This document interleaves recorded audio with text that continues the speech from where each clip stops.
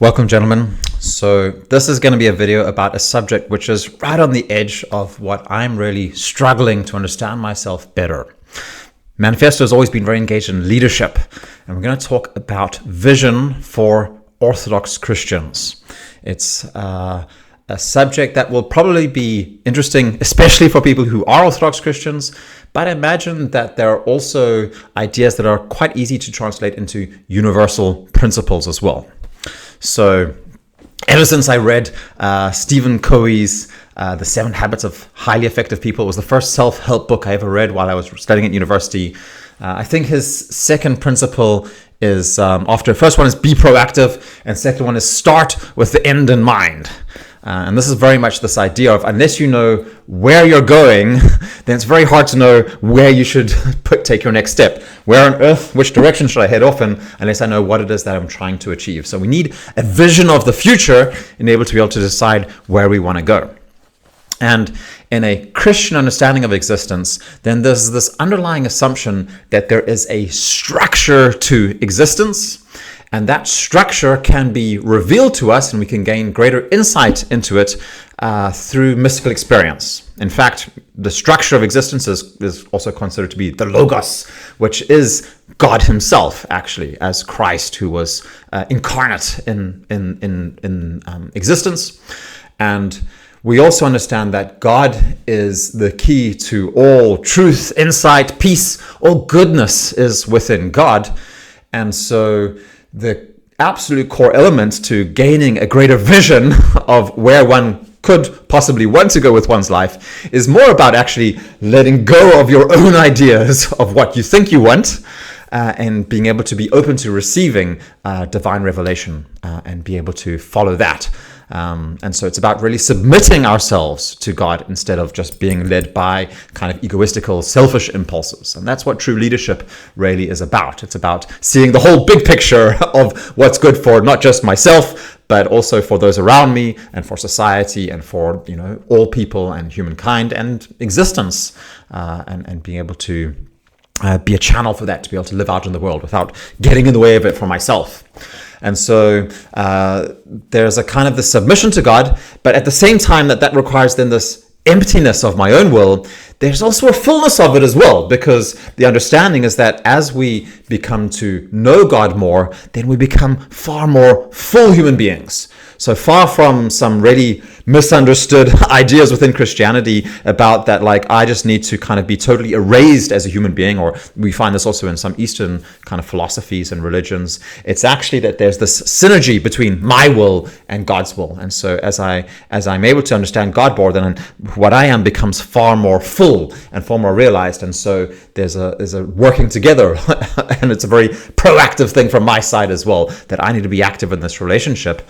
And so there's an emptiness and there's a fullness at the same time. And so the Christian approach to this has always been, and especially this has been preserved in the Orthodox faith, that the core elements to gaining greater vision is through prayer, fasting, and almsgiving. And doing this under good spiritual guidance, doing it through the traditions of the church, are the core way to gain to gain greater vision. That's not what this topic of this video is going to be about. I'm mentioning it here at the beginning, but I do want to make it clear, that's the way to gain vision. And if you're not doing that, then I highly recommend that you do take on some kind of ascetic practice where you learn to be letting go of your own selfish impulses that are driving you and, hooking your attention onto things that probably aren't very good for you. All of us have this. I have it myself as well. And if you don't have the support that you need to be doing that, the best place to do it is in an Orthodox church. But it's also what we found that, especially for myself, we don't have a strong Orthodox community here where I'm living. I find a lot of help doing it in a men's group. And so that's what we're doing in Manifesto Core. We've recently started up a group of Orthodox men who are meeting quite spread out around the world, different places, often living in places where there isn't strong Orthodox communities, and we're helping each other to do that better. But if we're assuming that, yes, that's where we're on top of that, then there's still a difficulty in the whole kind of process of trying to formulate vision. If you look at Stephen Covey's work and pretty much any other self-help person, then there's this idea that we need to formulate a clear picture of where it is we want to go in our lives and then be able to move towards that. And the problem with that, of course, is that whatever I formulate, it's not going to be quite up there with what it is that God's potential is for my life, or something like that. Like, what is the highest possible thing that I could be aiming at? Well, whatever I formulate now with limited knowledge of myself and my own future, I'm going to, probably aim off somehow. And, maybe, a lot of my thinking is always tied up in like money and status and security and all these other things, relationships and whatever that can be good and necessary for me in my life, but maybe are also to a certain extent holding me back from more fully living out my potential. And so I've been thinking a lot about this. How do we do it? We've been thinking about especially the idea of visualization, using, vision should be visual. It should be using visual pictures as well. And what I did is that we've taken an image from Jonathan Peugeot. If you've been following my work for some time, then you've probably seen me and maybe even heard me referencing this picture here as well. There's a really good article. It's called The Cosmic Mountain, something that Jonathan Peugeot created. Basically, what he's tried to do here is to sum up the whole of reality in one image. And I've been spending a lot of time looking at this picture and considering it and thinking about my own life in reflection to it. And I really realized that this is an excellent template for creating a personal vision visualization for myself and being able to, kind of put in different elements, concrete elements from my own life into this image as well, could help me to create an even better, clearer vision of myself. So that's what I've been doing. The first time we did this, we just kind of like got hold of images. Some guys were just getting images, random pictures from the internet that felt attractive to me. I've tried even asking AI to help me just to see what that was like, and realized like what would be the dangers inherent in doing that. And that became quite clear when AI was kind of suggesting elements that could be put in there that I hadn't even mentioned. But AI kind of knew my the things that would be attractive to me even better than I knew it myself, because AI could of course create a more attractive image than I could myself. And so what I went to is that, no, we need to be able to draw by hand. Because when I start drawing by hand and I create an image myself, I'm not a very good drawer at all. I kind of stopped drawing when I was very young in my life, so I never learned very good drawing. But I realized that there's a real power in actually just doing that as well. So what we did is we created a template based off this image, and that's what I have over here. So I kind of removed a whole lot of the things. I also made this for a lot of the men on Manifesto Core are not Christians. And so we wanted to have something that anybody could use, and they could get to decide for themselves what their own hierarchy of being looks like, what this mountain looks like. So I'm not going to, there's an analysis, and you can hear Jonathan Peugeot talking about all the elements of this image, and he has a very deep and complex symbolism in it, as you can obviously see, but even far deeper than one could see one for oneself. I won't go into that, but I will just mention the basic elements that I have here on the image here, and that I think is good for creating a visualization of a state of being for one's life 5, 10, 20 years out in the future. So, it depends. Different people feel comfortable with different time lengths, but that's the idea here, is that one uses this image here, and this is one of the exercises, and we have quite detailed exercises leading up to doing this exercises that helps people to think in a very deep way, with all kinds of different ways of creating a creative process, and understanding in a deeper way what it is that I want to be working towards in my life right now, with the full knowledge, of course, that if I start working towards this, then 6 months later I'm probably going to have to update it, because I'm going to realize some of the things that I thought that I wanted are not going to be relevant for me anyway. And even sometimes for a lot of people, it's a quarterly process of updating this. These days now, I update my vision once a year, and that works well. I make quarterly goals based on the vision, and then once a year I'll think the whole thing through again from the beginning. So what we have here is an island on the ocean. That's kind of in some ways what life is like. We have what's inside our sphere of influence, and then there's a kind of a wild chaos outside there, which is what the ocean is represented by. There's even a monster here out in the ocean. I've been listening to some ideas about how, the kind of the ocean is also where we get our money from, where our source of income comes from as well. And so we live out in the world, and we need to be able to have contact. We can't completely wall ourselves off from it, and so we need to have some kind of entrance. So there's we have a beach, and in my own personal drawing here, then there's some things happening between the beach and the ocean, and then there's also actually a doorway, and in my one actually I've opened up this doorway as well. And then I put some flags there that people can put some things like. It's really interesting when, we've had some of my members using this. So interesting what people put on those flags. And for myself as well, I often recommend to people, don't think too much about it when you first do this. And it's really interesting to see what it is that one puts onto these things. When we draw a little bit spontaneously. And so sometimes some of the things that are in our subconscious get to come out onto a piece of paper, and we only think about it afterwards. And then obviously we have this mountain where we have things that are higher up in the mountain and lower down in the mountain. And there's a kind of, there can be a hierarchy of being going up the mountain. We can put all kinds of elements on there. I have my own home on there and all different things that are important in my life, of myself and my studies, and the things that I'm using my time on that I think are important for me.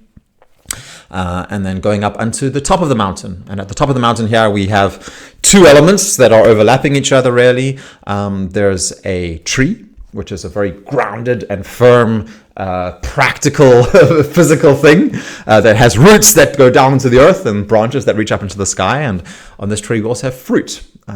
Fruit is something that obviously is the product of things coming together in a good way, then it produces fruit.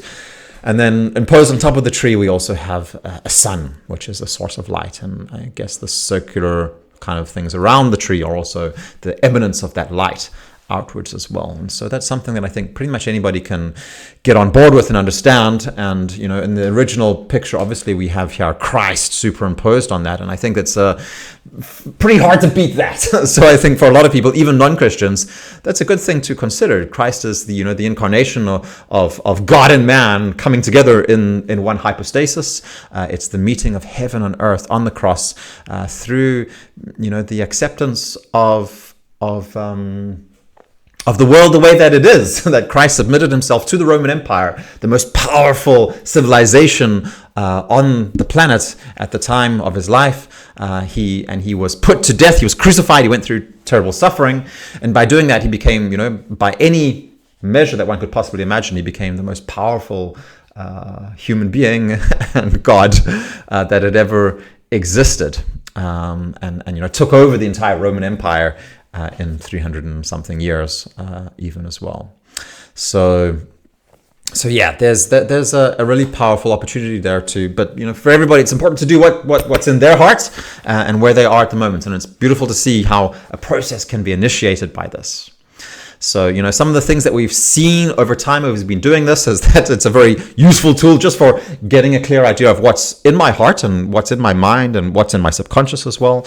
And when you see other people's visions put on paper there, you really understand them in a deeper way as well. So it's super interesting to be able to share this with other people. It's quite personal to share it. I'm not sharing mine on my personal, on this public channel here either. But I have had incredibly valuable conversations with my wife where I've done a drawing of this and then she's also done a drawing of it. And then we've compared and, taken in the elements from each other and adjusted and being able to create a shared vision with each other of what it is that our relationship and our marriage and our family and our home here, how we want that to be able to develop and grow and where we want it to move.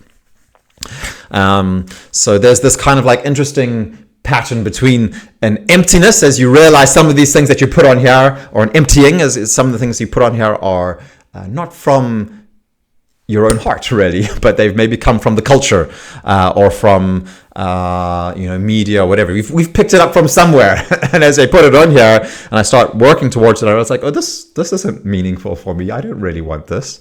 But at the same time, then there's a filling as well that I can come to allow things to come onto you that I really do want, that are incredibly important for me, that I haven't maybe given myself the opportunity to realize what I actually desire. So I really believe that your real desires, your deepest desires, will come out onto this the more that you do this as well.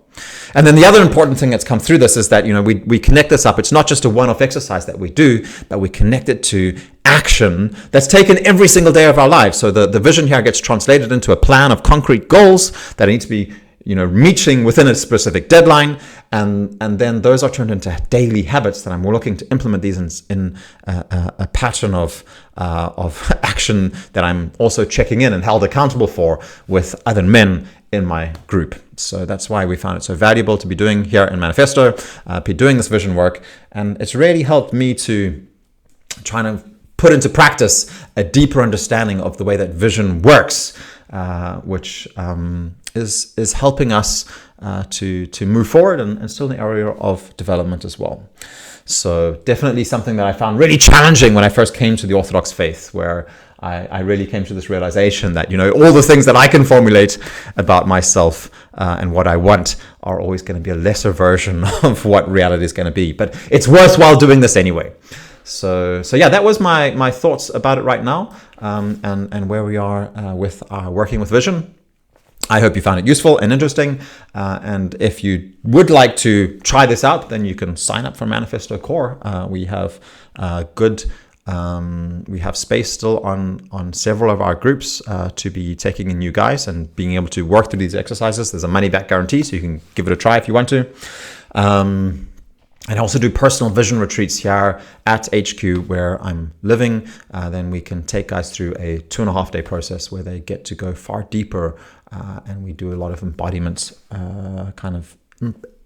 practical, in-depth work as well, and some good conversations around a fire, out in nature, and all kinds of other exercises. So yeah, otherwise let us know what you think on the comments. Be happy to hear any reflections from you guys. And yeah, that's it for now. Thanks.